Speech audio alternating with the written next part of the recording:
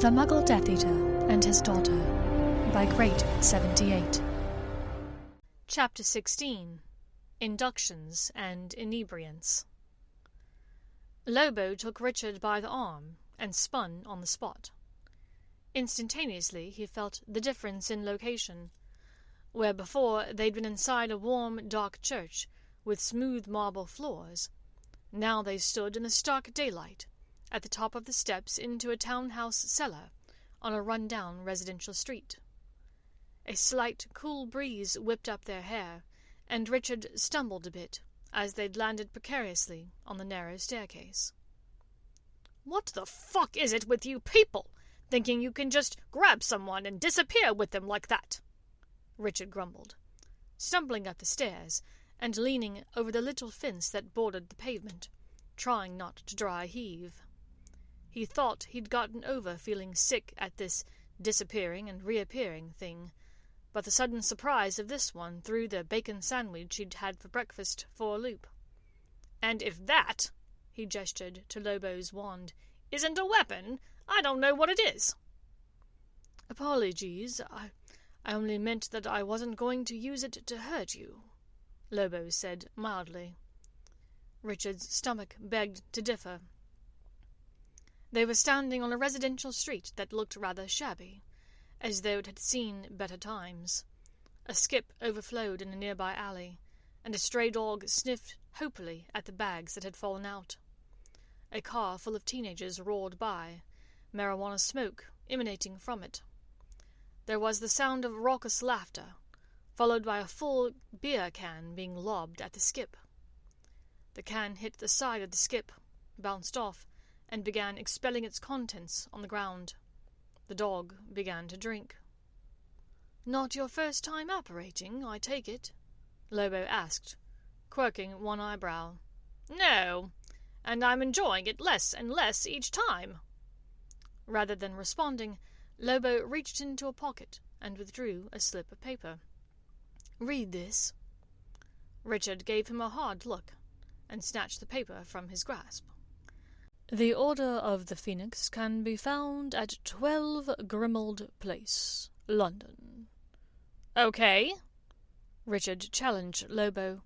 "What does this—" But there was a sudden noise, like grinding of brick on brick, and from the corner of his eye Richard saw a stoop where there had not been one before. It emerged from between two townhouses like an inflating balloon. It pushed its way into existence before their very eyes, much like the entrance to the leaky cauldron had years before. Richard fought to process it. "Come in." Lobo gestured to him in an "after you" manner.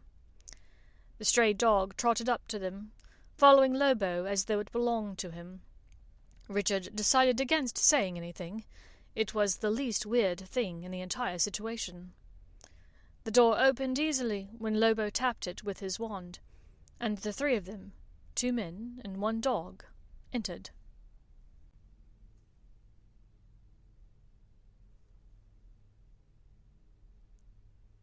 "How many times do I need to tell you not to drink beer from the ground?" Lupin mildly admonished the scruffy black dog next to him. The dog shook his head and smiled as though laughing, then began to transform back into his human self. From the corner of his eye, Lupin watched with amusement as Danger Mouse staggered backwards, shocked at the sight. He had known Mouse for a long time, and he knew it took a lot to shock the man. Well, the sight of a dog transforming into a man would do that, he supposed. "Who wastes a perfectly good bishop's finger ale? Bunch of assholes." Sirius turned to the newcomer. "Who's this?" "Exactly the question I was going to ask." Remus turned to the man he'd called Mouse for the better part of the 8 years since he'd joined MI6 and had been assigned to the elder agent's team. He stuck out a hand to shake. "Mouse, we've known each other for years, so let me be the first to introduce myself. I'm Remus Lupin, wizard." To his credit, Mouse merely took a deep breath before replying, "Good to make your acquaintance after knowing you all this time. Richard Granger, father of a witch." Remus smiled widely. "Hermione." Richard smiled in return, in spite of the surreality of the situation. "Hermione," he agreed.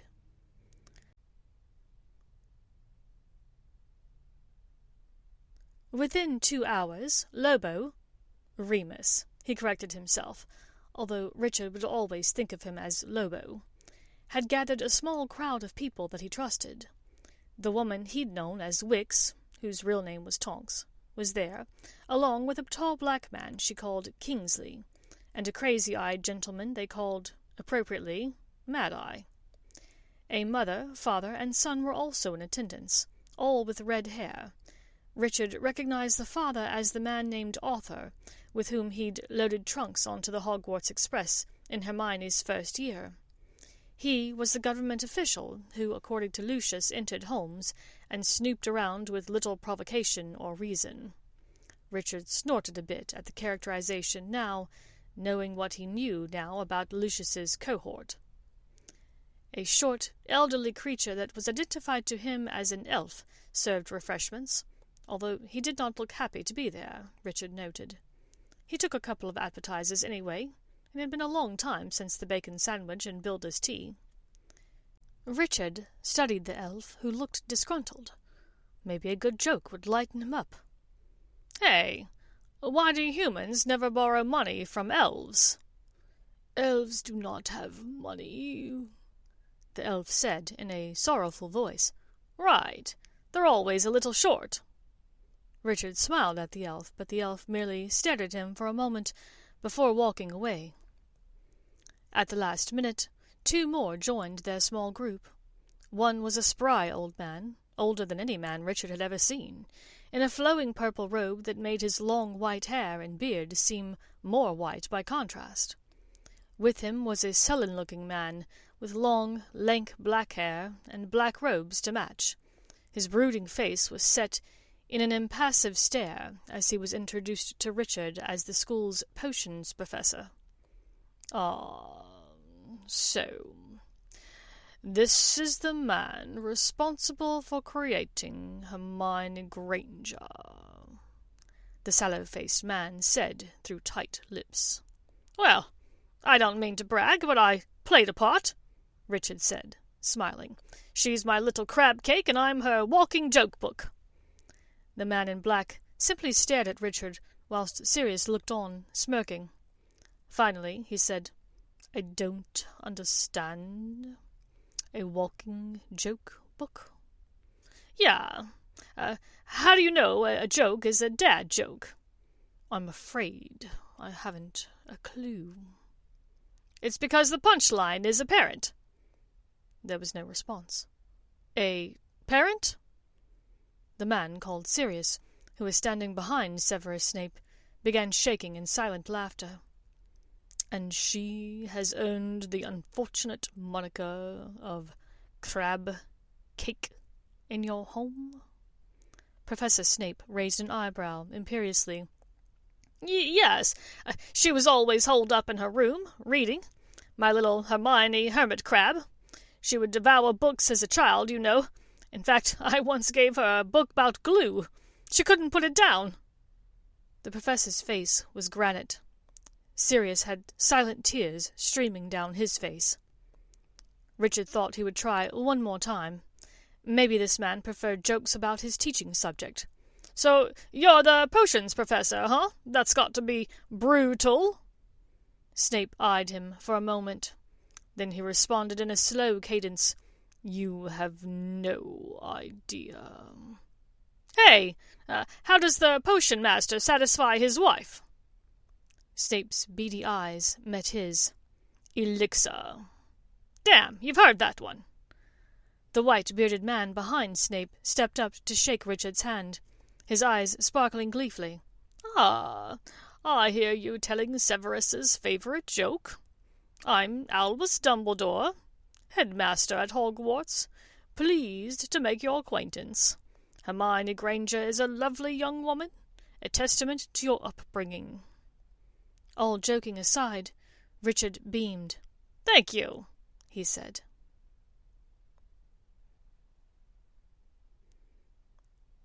Their meeting took quite a bit of time. Everyone in the room had bits of intelligence that, when put together, made a clearer picture. What Richard did not already know, the others filled in, and vice versa. "We feel that it would be beneficial if you could maintain your relationship with Lucius, and by extension, Voldemort," Remus said. "You have a lot of good intel to offer us, if you do." Richard nodded. "I assumed that would be the case. We've had some unusual conversations over the years. When he introduced me to Voldemort, a lot of those conversations made sense, although some are still kind of a mystery." "What kind of conversations?" asked Dumbledore, politely. Richard told them about the talk in Lucius's study, about Hermione's adoption. "Would you mind if we looked at it, the memory?" Remus asked. "We have a way that we can extract the memory from your mind and view it. It won't harm you or the memory." And so they did.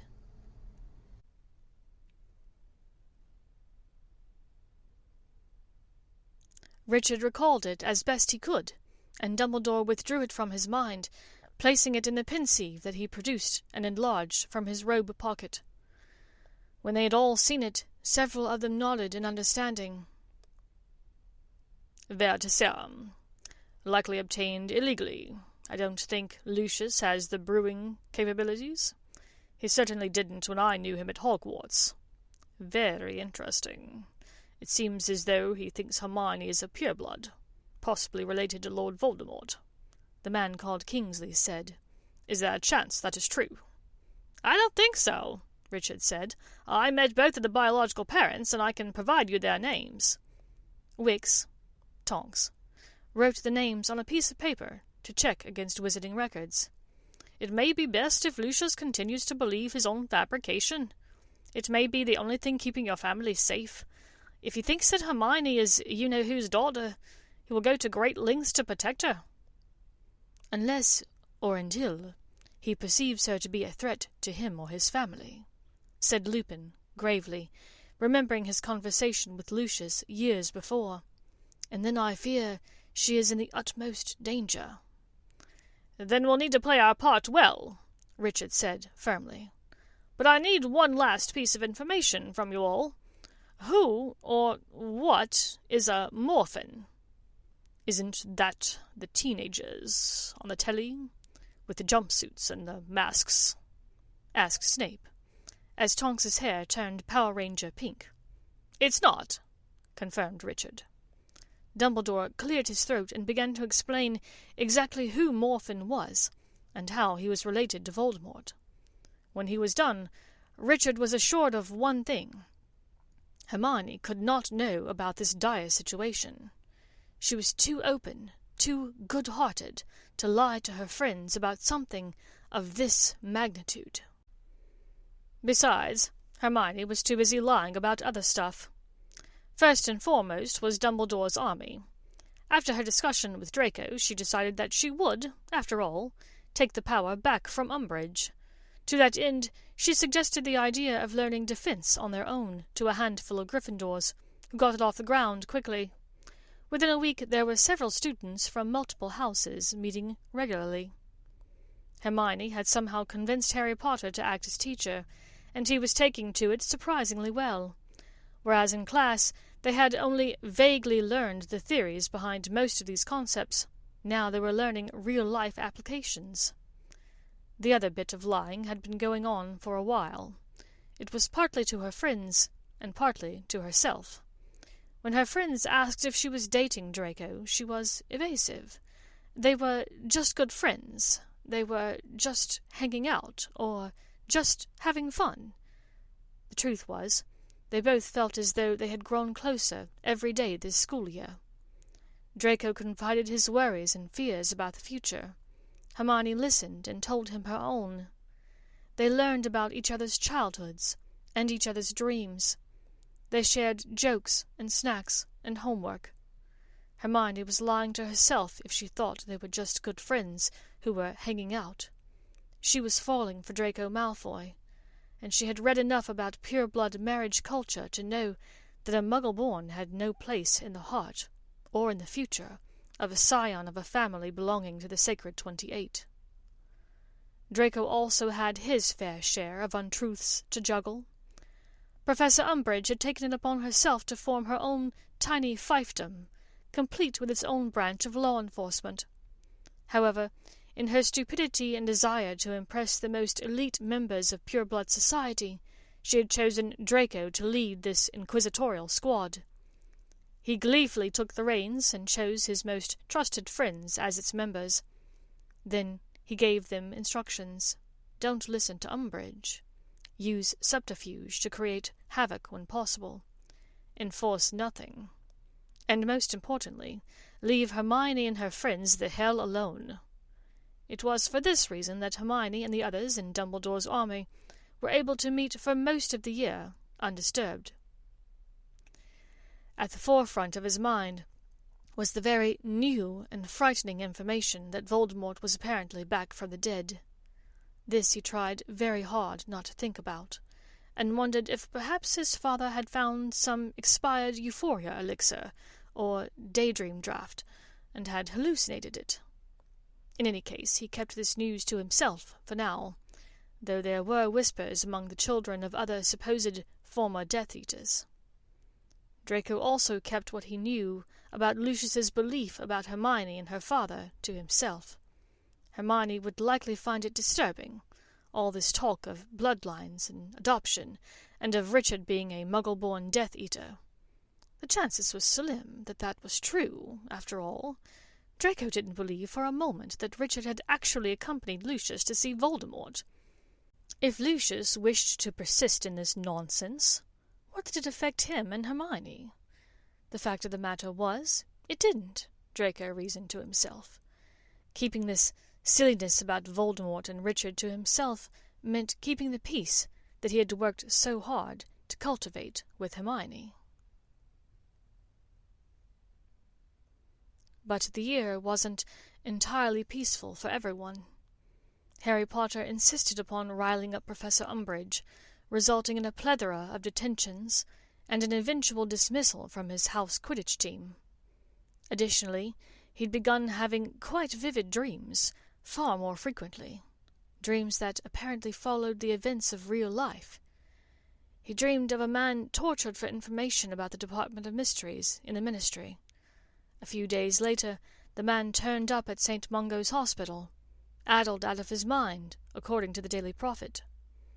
He dreamed of a short, balding man with a silver hand being crucioed. When he described the dream to Sirius in a letter, Sirius asked him to look in the photo album he'd given Harry. Here he learned that the tortured, silver-haired man was none other than Peter Pettigrew. Less than a week after Richard Granger had the misfortune of becoming the first and only Muggle Death Eater, Lucius came back to the house, as instructed. He knocked on the front door, feeling a bit foolish. Why couldn't Richard have a proper flu like a normal person? "Ah, Lucius, so glad you could make it. Come in." Richard stepped aside to admit the man. Lucius looked uncertainly at him, then crossed the threshold. "I take it your mission for the Dark Lord went well?" "Oh, yes, I was in bed most of the time," Richard said. At Lucius's confused look he smiled. "Sorry, that's a bit of old secret agent humor. I meant I was undercover."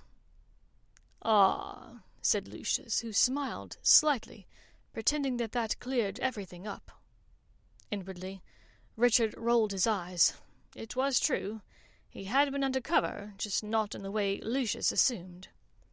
They moved into the living room, and Richard gestured towards the sofa for Lucius to sit. "Lucius, as you know, my dark mark is slightly different from yours," he began. The wizard nodded.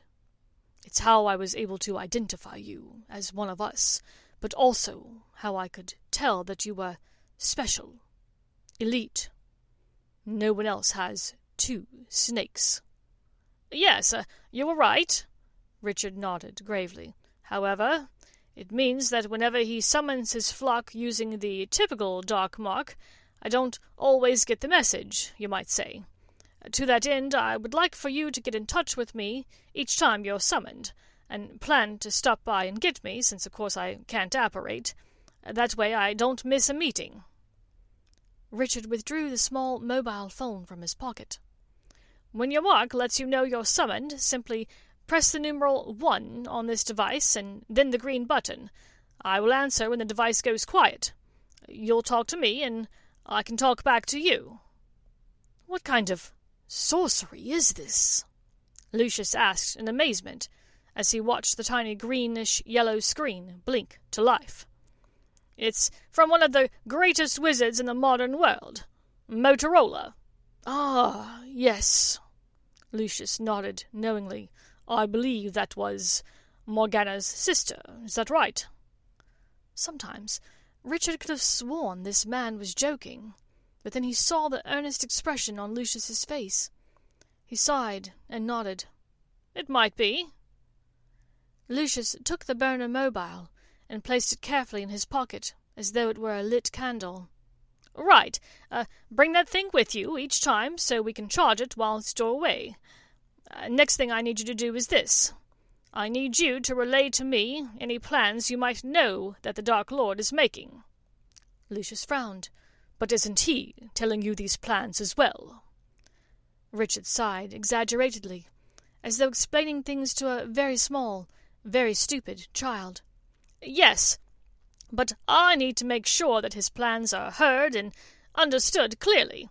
If you are able to articulate them to me, it means that he has communicated them effectively to our followers. Do you see?" Richard smiled kindly, as though Lucius were a simpleton. "Of course," said Lucius, rather chagrined. He understood. It made perfect sense.